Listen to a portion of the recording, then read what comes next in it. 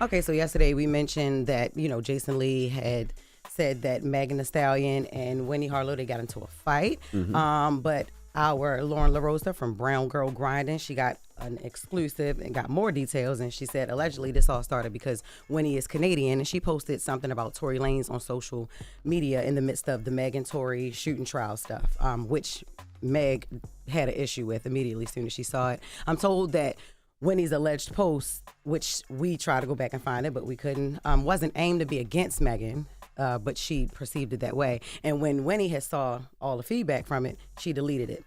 Lauren was also told that it was a short conversation where Meg had reached out to Winnie and Winnie apologized, but Megan left her on red after her apology. So Shane, I'm like, damn, why you reach out to me then? Damn, if you ain't gonna say nothing to my apology. So then fast forward, Ruben Party comes. And then Meg and Winnie allegedly gets into a verbal altercation. And Meg allegedly approached Winnie about the post, but tons of people broke it up before it actually became like a fight or whatever. So, and her person also who was there, alleges that Meg was going off and yelling at her like, I beat your ass, So, and that's how it happened. All because she posted something about Tory Lanez? Yeah, and then you reached out to the girl. The girl said sorry because she didn't intend any, ill will against you. And then you left her on red. What did she post? Like free Tory or Tory innocent or just? We tried to go back and find it, I don't know what but she deleted it once she got backlash from it. So yeah, but I didn't know that Winnie Harlow was Canadian. I didn't know that. I didn't know that either. Yeah. Moving on, Jaleel Build White. the wall around Canada, man. First of all, Don't give Trump ideas. Between Drake, Tory Excuse me? Lanez, and now Winnie fighting, starting problems in this country. Build she the wall didn't around mean Canada. it. She said sorry. Hey, Jaleel White on Family Matters reboot. So it's a promo clip of Jaleel White's memoir. He has a book, Growing Up Urkel, and it started circulating. He spoke on why there was never a Family Matters reboot. That's what he said. Somewhere around 2013, 2014, I was approached by one of our former producers that Netflix had interest in doing a reboot of Family Matters. How Family Matters came to pass is actually a greater story than what was made up inside the show. Going onto a show that was never intended for me to be the star of, making it last for 9 years, growing up on a studio lot and in public school at the same time, that to me was the greater story that needed to be told for today. When I pitched that to one of my former executive producers, all he had to say to me was, Jaleel, nobody's interested in your memoirs.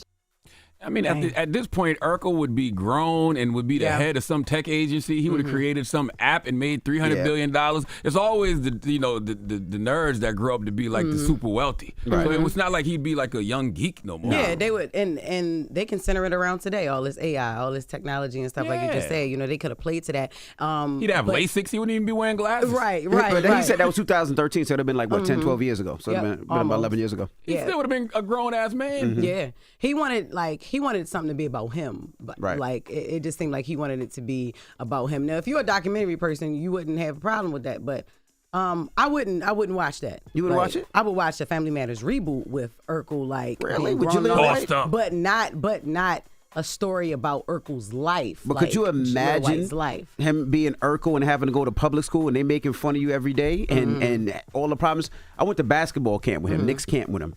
And he was playing basketball, and I remember he crossed some kid over, did a layup. The kid punched him in his face. Who, punched Jaleel White? Yeah, punched Jaleel White in his face. I'm reading his book right now. That better be in there. I don't know if that's in there.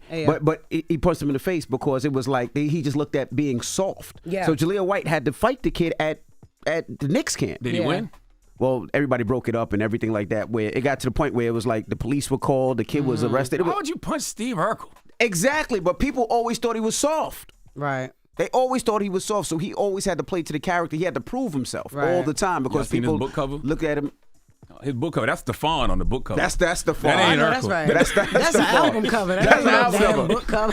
He got an R&B house. Hey, yo. So I would be interested in those type of stories. Well, I'm sure they would be there. I do feel you. I would be for the Family Matters reboot. Oh, there you go. I would be for the reboot. But he was saying that basically Netflix wanted to reboot Family Matters after seeing the success of Full House reboot, the Fuller House. Netflix is definitely into the reboot era right now. But yeah, I mean, so that's good. That's good. Yo, you want the book? The book right there, yeah. I'm reading it. I got my own copy, but yeah.